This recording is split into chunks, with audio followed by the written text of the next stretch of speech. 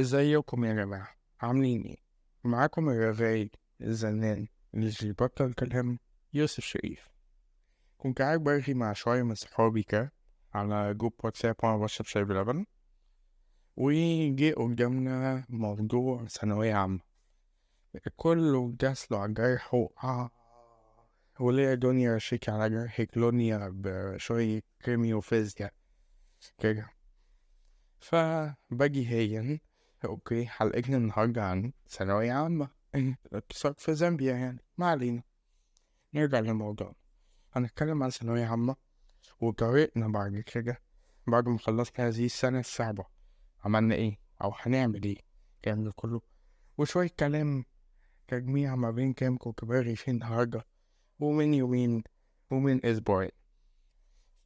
شد كرسيك أو فجرك على كنبتك أو ريح على البين باك بتاعك الانتربرنوريا بتاع الستارت اب، كوباية الشاي بلبن أو النسكافيه التلاتة في واحد، قهوة ساجة أو فرنساوي، وأهلا بيكم يا بشر ويا هوانم في حلقة جديدة. واحد اتنين تلاتة والحكاية ورا.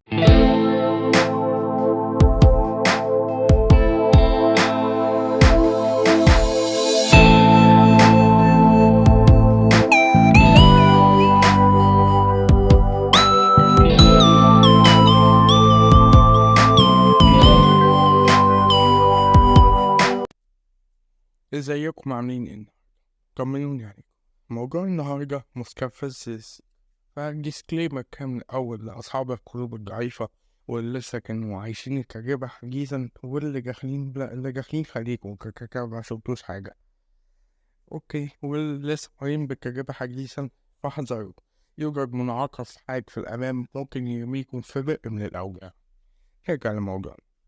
ثانوية عامة، بام بام بام في السكريبت مكتوبة ثانوية عامة سوق، السنة اللي تعتبر أول عنق زجاجة في حياتك التعليمية. مبدئيا كده ثانوية عامة هي مش محورنا الأساسي، بس تعالوا نجيب سيرتها كده في السريع. بحس يعني اللي ممكن في حد يكون بيسمعني مثلا من مكان ما غير معلوم على كوكب الأرض ما يكونش عارف إيه هي ثانوية عامة. ببساطة أوكي، ثانوية عامة هي سنة عندنا في نظام التعليم الناشونال، أوكي، أو اللي هو العادي المصري، أوكي. حيث أنت بتعدي حوالي 12 سنة أو 11 سنة، سواء من قبل كمان المدرسة الابتدائي الإعدادي ثانوي، ودي بتكون سنة، كان أحيانا بتكون سنة أو سنتين يعني، على حسب أنت مواليد كام برضو، وبيطلع لك منها مجموعة، لكن على حسب المجموع ده اللي انت بتحصل عليه من المواد بتاعت الشعب ان انت اخترت سواء علمي او ادبي، اوكي، بيتحدد عليه حياتك الجامعية بأكملها هتكون عاملة ازاي وما إلى ذلك. حلو أوي، ده اللي نقدر نقول التعريف اللي من جوجل عادي، مش محتاج حاجة يعني.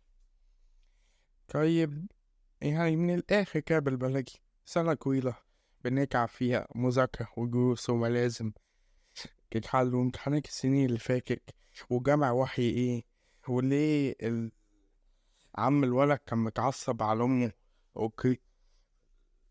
دي القطعة بتاعت العربي مواليد 2004 هيفهموا ده كويس، خليكوا معايا بس. لو اللي بيسمع ده مفهمش وحصل أي واحد مواليد 2004، أوكي، على حكاية عم الولد كان جاي ليه من أمه وليه أمه ادت الولد كوباية لبن، هم هيفهموا. ده الكود بتاع الحلقة، ابعتوها لي وأنا هقول لكم. كان مهم الكاميرا. هو كيجي تنشر البوست في أول السنة بتاع مين الحمار، الحمار، وبتقولها كده مين الحمار العرباجي، مع احترامي للعرباجي والحمار، وكده بتكلم مع طالب ثانوية عامة عادي. اللي هينقص 40 درجة وينزل يبقى جايب 90% بس. كده هقول معلومة سريعة، أنا ناقص 40 درجة في العربي بس.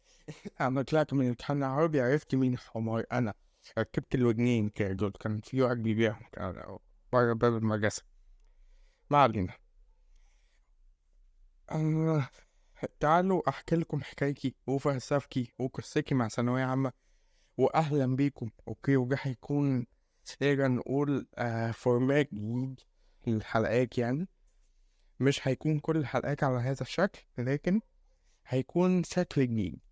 اوكي، عايز بتناول موضوع معين وبقول بحط الاكسبيرينس بتاعتي دي. شوت اوت لجو روجن عشان التايتل اللي جاي. اهلا بيكم في ذا ثانوية عامة اكسبيرينس باي نوت جو روجن بس يوسف شريف. انا كيوسف اوكي، انا شغلت كتير بس عشان الجو حر الصراحة، وصريح معاكم بقى.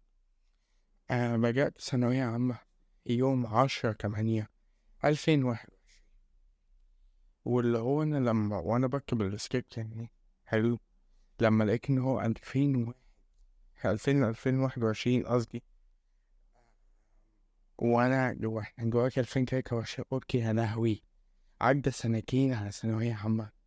إن الواحد ما كانش مدرك سنة الجامعة دي عدت هوا، لدرجة إن هو لسه بيتعافى من قرارات ثانوية عامة. ولا هي مش قرارات أوي، إنك إحنا بنقولها كجين زي بقى ومش عارفة إيه، ماشية. أنا كنت مسافر ساعتها مع واحد من صحابي يعني، وحضرت أول حصة أونلاين عامة بتاعت رياضة في حياتي في ثانوية عامة يعني. كانت مع مسير فرج، ربنا يطول في عمره يعني.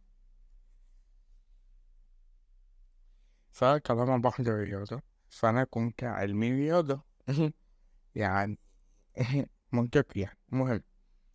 وكنت في مدارس فرعي، أوكي، أو مش بالعربي يعني، لكن نطقها العادي الفرير يعني، اللي هي دراستها كانت باللغة الفرنسية أو الفرنسية يعني كلغة أولى.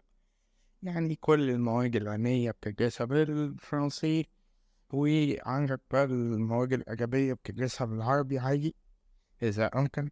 جغرافيا، تاريخ، ما إلى ذلك كان دراسات برضه كان بالعربي، ويعني كانت عربي إنجليزي فرنساوي كان لغات أساسية. بس هي دي الفكرة. فدي كان نقدر نقول الحاجات إن أنا كنت ماشي بيها الانفايرمنت بتاعي من أو. تعالوا نرجع بقى سنتين لورا.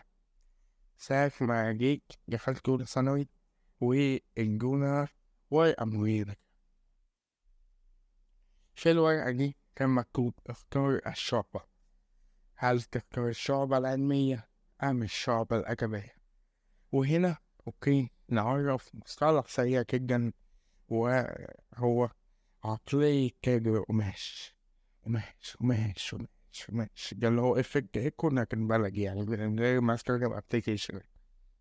هي عقلية تاجر قماش بكل بساطة.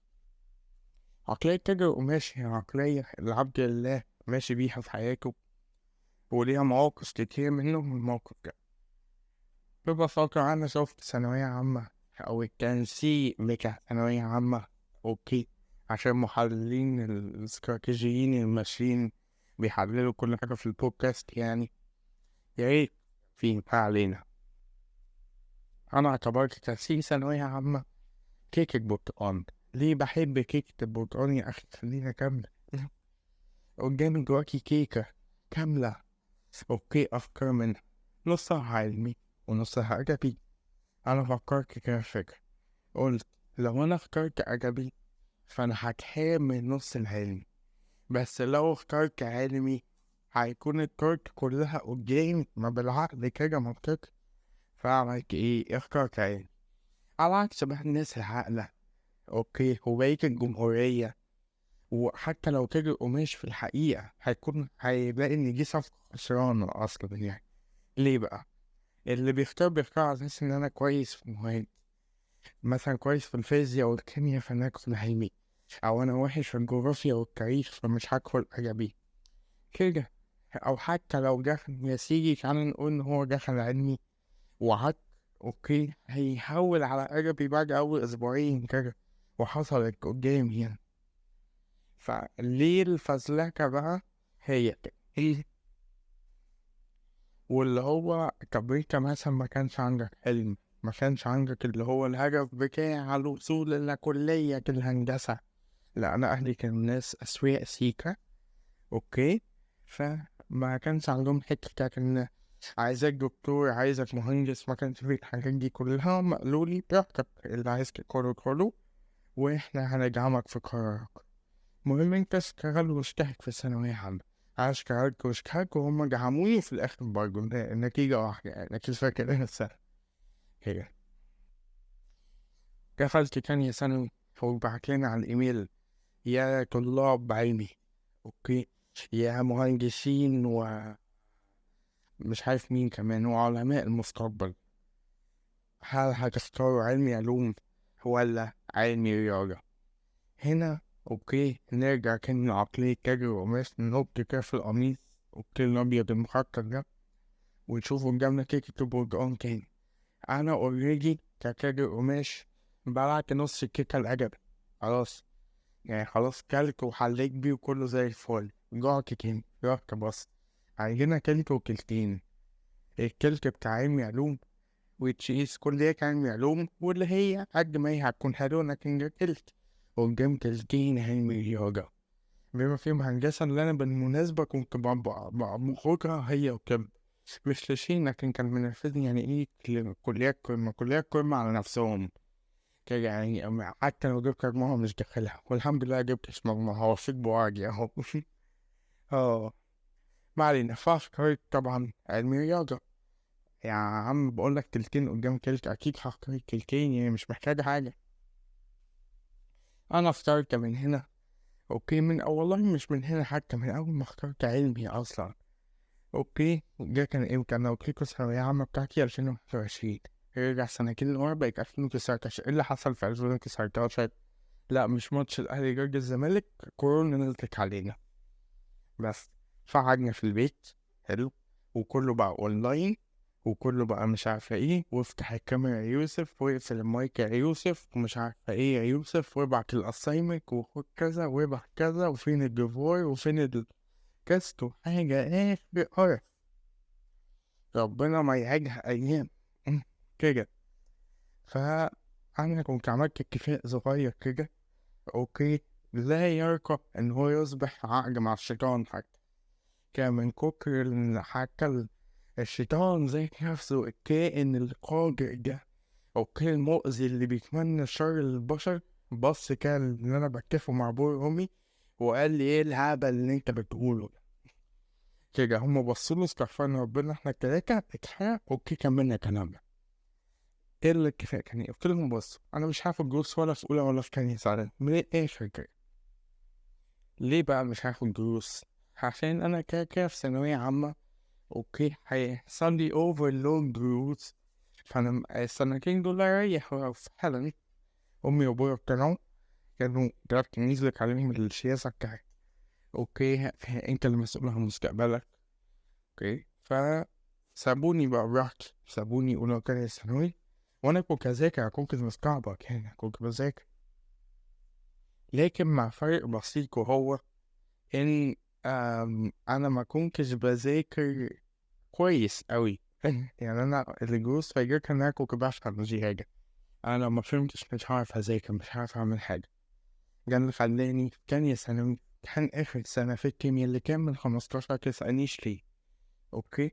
أنا جاي في 2.5 ومعدي، إن إحنا عارفين كلنا إن كلنا عدينا كده، إحنا في الكورونا ومفيش حد امتحن عادل، والسيرفرات كانت بتقع على التابلت، على دفعة التابلت. أهلا بيكم كده، فاحنا عارفين القصة واللي فيه، نمشيها نمشيها كده، نمشيها كده. ف2.5 على 15 لما تروحوا تحسبوها كالكليكر، هي 15.66%. دي جربت في الكيمياء، أنا طالع كده، أنا طالع المدرس ثانوية عامة بتاعي في الكيمياء بقول له دي في وشه. طبعا يا ريتني ما قلت له يعني، الله لا يعدها أيام معاه بزي هو يعني. بس الدنيا مشي ودخلنا ثانوية عامة، سنة كاملة من المذاكرة، لدرجة إن أنا لما خلصتها معرفتش أكمل حياتي إزاي. يا جماعة إحنا كنا بنعيش حياتنا قبل ثانوية عامة إزاي أصلا؟ يعني إحنا كنا أنا حياتي كانت متمركزة في ثانوية عامة حوالين مذاكرة، هاشتاج بديهيات، شوت على ياسين فإيه اللي أنا كنت بعمله غير من المذاكرة بقى؟ الأنشطة الجانبية أنا بقيت أخلصها كلها في ساعة أو ساعتين وباقي اليوم وأنا فاضي. وحتى الآن في الجامعة أنا تاه. أنا مش عارف، أنا بعد ما أتخرج من الجامعة أوكي على خير إن شاء الله، يعني هعمل إيه؟ أكيد هيبقى في فرق، بعدها هيجي الشغل يعني إن شاء الله إن شاء الله يعني. لكن جيش موضوع تحس في ثانوية عامة experience versus جامعة experience دي لسه مرجع. نكمل. يوم النتيجة. بام بام بام. صوت جراوي في الخلفية. نرجع كده. أم يوم نتيجة ثانوية عامة هو يوم محفور في ذاكرتي اوكي، لسبب مهم جدا. أنا ما كنت زي بقية الخلق، في ناس متفائلين في ناس متشائمين. أنا كنت الوسط، أنا كنت عجمي. يعني ايه عجمي؟ عجمي جاية من عجم، جاية من هو مفيش، فأنا كنت مفيش. اللي هو يا عم شوفنا نجحنا وقتها أو خلصنا بقى نكمل نوم كده. بالظبط كنت كده، كنت بني آدم لاسكو بأفضل حالاتي يعني ساعتها. ومش بسبب انتظار نتيجة، كنت كان من بعد الامتحانات يعني. ايه اللي حصل ايه؟ ايه اللي حصل؟ إن المكان في اسكندرية في كرامتي زمان على الساعة 1:30 الظهر وأنا نايم على السرير، لقيت أخويا نبوظني كاف كليتي. قلت هيقتلني أخيرا، لقيته لأ هو بس بيديني تليفون ويقول لي كلم ماما. قلت لها ألو، قالت لي مبروك يا يويو. قلت لها على إيه؟ أنا لسه صاحي برضه خلي بالكوا. قالت لي نجحت في الثانوية عامة. قلت لها جبت كام؟ قالت لي 59.76%. قلت لها ماما مش قصدي حاجة والله، بس فعلا هدخل أكمل نوم. وفعلا قفلت معاهم، كملت نوم. صحيت الساعة 4 أشوف في الدنيا بقى، يعني هنعمل إيه في عشاء بقى كده. أنا ما كنتش متضايق، ما كنتش فرحان أوكي، لكن الحكاية كلها أوكي إن هو أنا ما كانش فارق معايا، ومش روشانة فيا، روشانة مني يعني من الآخر. اللي هو أيوة بقى أنا ما كانش فارق معايا ومش عارف إيه، لأ أنا مش العيال الروشة بتوع الزمالك دول أوكي. لكن انا فعلا ما كانش فارق معايا. يعني كان احمد زي الباشمهندس احمد اوكي، وعلا زي الاستاذ علا اوكي. فانا بالنسبه لي كان كل واحد، هو كل المجالات كانت واحد، بما اني شخص كنت قريت في كل المجالات يعني. وعندي الدنيا، وفي الاخر اهو عديت اولى جامعه في تخصص كمبيوتر ساينس، وبحاول ابقى احسن واطور من نفسي. وده مش سهل، بس يكفي ان انا احاول يعني. وبسجل لكم بودكاست اهو، يعني ده لوحده انجاز. المفروض تقوم كده اوكي وتقعد حاجة يعني. مش هقولك تسقف برضه، يعني أنا مش ستاند اب كوميديان. لكن ما علينا، يعني هي الفكرة نفسها. طبعا اللي يسمع الحتة اللي فاتت دي اوكي ما كانش فارق معايا، وما عديتش اوكي، حس ان هو الله في حاجة ناقصة. طبعا كان في الحمد لله ان انا عديت اوكي، و ان ربنا كاتبه احسن اوكي من اختياراتي في الحياة اكيد اوكي. كل ده كان موجود. بس بعيدا عن كل ده، لو حد غيري اوكي، حد غيري ما كانش في الحالة اللي انا كنت فيها من فقدان المشاعر التام دي اوكي. مش بقول ان انا كنت احسن برضه، لكن انا كنت اسوأ ساعتها. لكن فعلا لو كان حد غيري ولابس في مجموع قليل حلو، كان ممكن يزعل أو يكتئب حتى لا قدر الله. الحل هنا مش إن أنت تقول له إن كويس يا عم إن أنت نجحت أصلا، أو قول الحمد لله يا عم، أو حتى تقول له اللي كاتبه ربنا أحسن. قالوا قبل ما حد فيكم يطلعني لاجيني وملحد دلوقتي أوكي. إحنا كلنا أوكي أجمعين كده عارفين اللي كاتبه ربنا أحسن، وإن الحمد لله على كل شيء حلو والوحش. بس الفكرة هنا إن الواحد بيبقى متحطم متهابل بنفسيته الأرض كلها رايح جاي كده. سواء ولد أو بنت، طول عمرهم بيسمعوا إن ثانوية عامة هي أهم سنة في حياتهم، وأساس هيكملوا عليه حياتهم فعليا. فلما تيجي تقول لهم إن الرقم هو المسؤول عن مستقبلهم، وإن بعد كل التعب ده لو ملحقوش مجموع معين، وبعد كل الضغط ده هيدخلوا كلية مش عايزينها ويتحطوا في ضغط تاني بتاع اختيار الجامعة ومش عارفة ايه، ده كله مع طبعا محاولة الهروب من الأسئلة الشيطانية. لو كنت ذاكرت أكتر، طب لو كنت عملت أحسن. المنطقي إن هما مش هيتدمروا بس، لا قدر الله ممكن يبقوا في أسوأ حالاتهم. اوكي، واحنا عارفين هنا يعني ايه أسوأ حالاتهم. لكن الفكرة هنا مش كل ده، يعني أصل هقول يعني حاجة أوكل ذا سكريبت كتير. اوكي، جواك أنا لما أجي أقولك حلو إن أنا كنت هعمل حادثة، اوكي، والعربية طار منها فانوس، حلو، أنا باجي بقولك ده بشكيلك، وأنت عارف إن أنا قلت الحمد لله، وعارف إن هو خلاص الفانوس ده حاجة الشر وراح، وعارف كل ده. فانت تروح جاي قايل لي يا عم مش كان احسن من ان انت كنت تموت؟ انت جواكي اوكي بتلومني. انا جاي احكي لك من الاخر، ما فيش حاجه اوكي غير كده. ده المنطقي. حلو، انا جاي اشكي لك همي، واقول لك ان انا في ثانويه عامه جبت مجموع قليل، فانت تيجي تقول لي يا عم كويس ان انت نجحت. اصلا الاشكال اللي زيك دي اصلا مش المفروض تنجح. من الآخر ده معنى المبطن في الكلام. أوكي، ومن الناحية التانية اللي كاتبه ربنا أحسن، وعم أقول الحمد لله. دول بقى مش بيجربوا فيا كإنسان، دول بيجربوا في إيماني أنا شخصيا. كان اللي هو يعني أنت أوكي يا لاديني جاي بتستكبر على ربنا سبحانه وتعالى، ومش راضي باللي هو كاتبهولك، من مجرد بس إن أنا زعلان عشان أنا تعبت وشقيت وطلع عيني، وقعدت السنة كاملة ممكن أكون فقدت فيها أصحاب فترة أو حاجة. أنا عارف ناس اتوفوا لهم ناس في ثانوية عامة، ما كانش في وقت للزعل، كان لازم يسكتوا. أعرف ناس الدنيا عكت معاهم خالص، ما كانش في وقت، كان لازم يذاكروا. أعرف ناس نقلوا من بيت لبيت، وأعرف ناس عملوا، الناس خربت حياتها. حلو، هو أنت جاي بعد كل ده، وبعد كل الجفك ان انا فيه ده، انا جاي بشكيلك. انا كاكا بقول الحمد لله، وكاكا عارف ان اللي كاتبه ربنا احسن من ان انا مفكر فيه 100 مرة.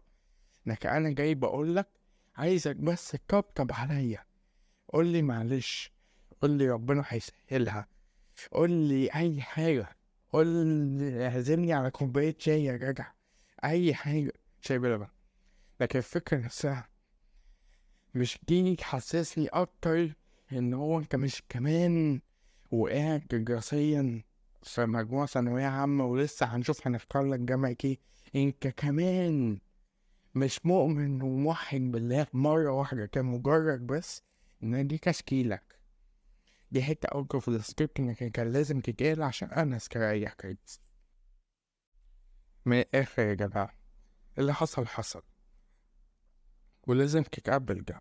مفيش حاجة احسن او اسوأ كانت هتحصل. اللي كاتبه ربنا أكيد أحسن، والحمد لله على كل شيء.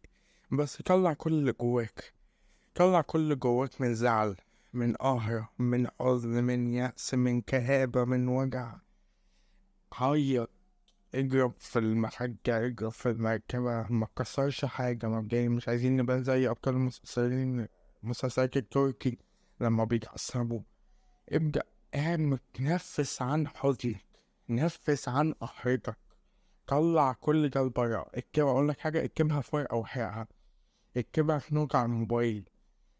روح خد سيربي، اتكلم، روح اقعد مع صاحبك على القهوه، قول له لو عندك صاحب كويس يعني، روح قول له انا عايز اقعد اتكلم معاك، اوكي، واشكي لك، اوكي، وانت اسمعني بس، انا مش عايز حاجه منك غير ان انت تسمعني، واتكلم عن كل حاجه انت عديت بيها في ثانويه عامه.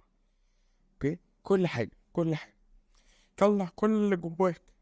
حاول ان انت تختار الكليه ان انت هتحبها اكتر.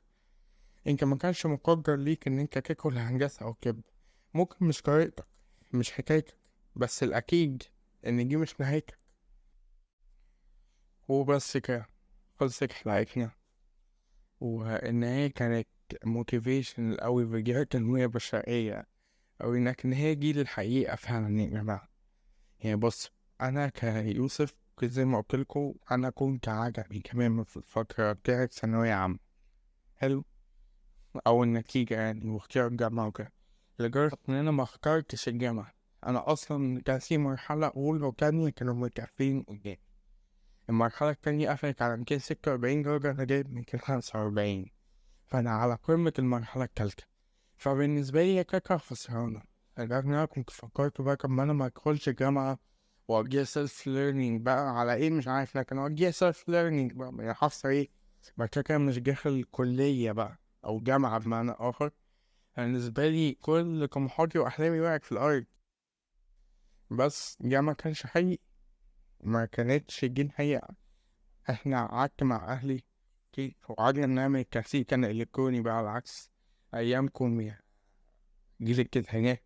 اوكي اللي كنتوا تقعدوا تلزقوا بقى اللي هي الكاسكي جيب الجيك ومش عارفة ايه، وطب أسنان عين شمس، بعديها القاهرة، بعديها اسكندرية، بعديها أسيوط، بعديها غزل المحلة ومش عارفة ايه. في طب أسنان غزل المحلة مظنش، علينا نرجع للموضوع، أنا مش عايز أتشك.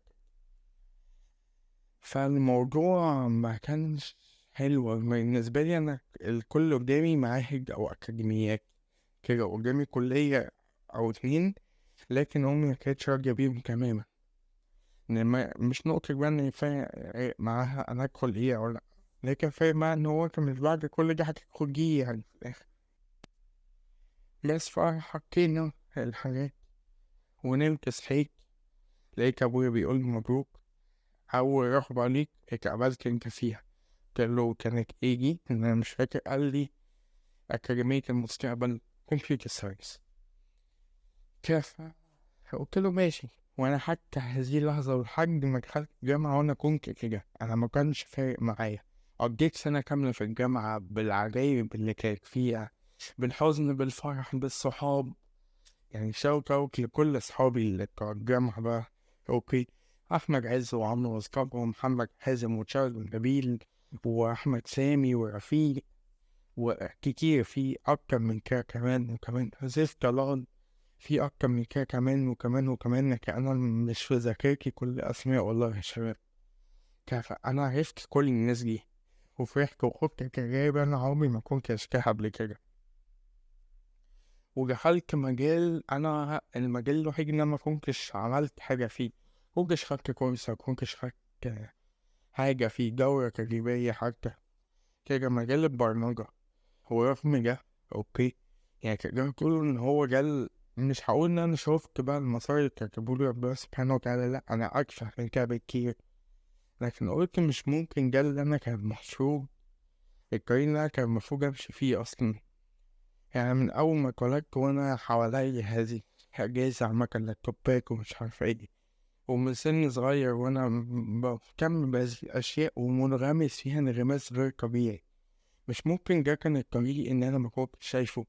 مش ممكن ربنا سبحانه وتعالى بيرمي العواصف دي علينا اوكي عشان تكشف لنا في الاخر في وسط الصحراء اللي احنا فيها الطريق اللي هيوجه لنهاية هذا العذاب على الاقل تأجيل يعني. لكن يا جماعة عايش، وانا مش عايز اجاك سوء ايموشن يعني، لكن ده اللي حصل معايا. دي قصتي ودي حكايتي. انا اعرف ناس دخلوا ثانوية عامة السنة دي والحمد لله اتبسطوا، في ناس تانية زعلوا، وربنا مع اللي زعل وربنا مع اللي اتبسط. انت ما كانش مصيرك ان انت تدخل كذا، ما كانتش حكايتك، ما كانتش لعبتك، ما كنتش هتمشي فيها، انت بتعجب فيها حتى الان. اشتغل عشان توصل لها.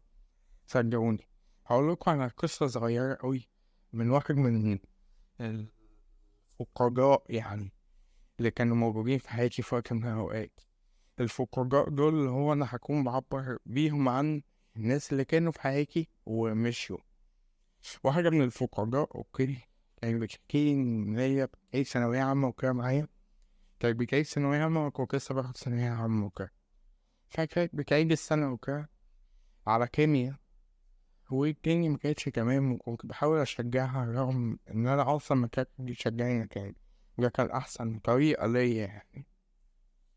وكانت بتقول إني عايزة تبقى فاشن ديزاينر وكده، قلت لها اشتغلي من دلوقتي، شوفي كورسات رسم، مش عارف اعملي كذا. قلت لها الدنيا مش هتقف على مجرد ان انتي جبتي مجموع أو لأ، أو دخلتي أي حاجة أو لأ.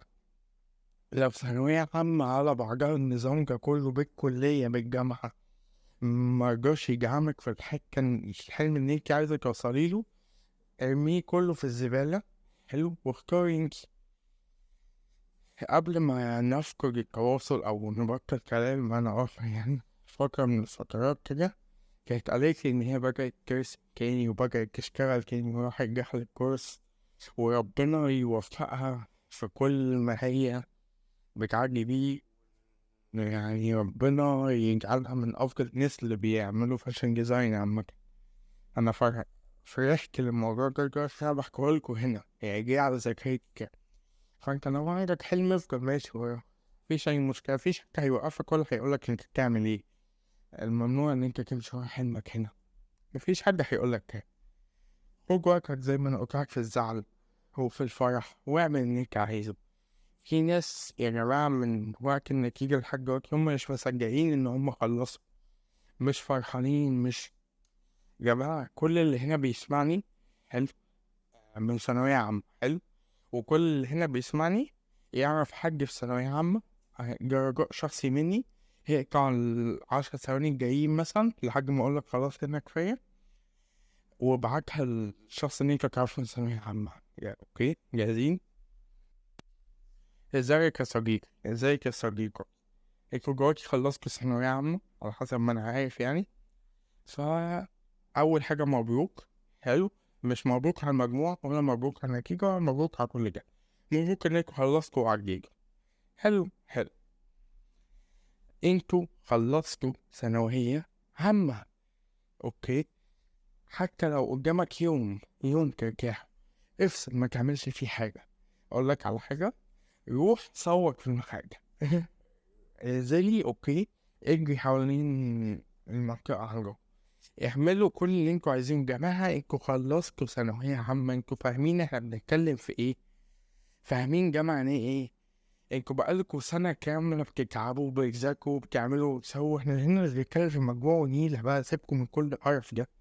اوكي، انا جاي بقول لكم حلو، انا الفترة دي ما عشتهاش صح، انا جاي بقول لكم عيشوها انتوا صح، عشان انا وعشان كنتوا اولا عيشوها صح.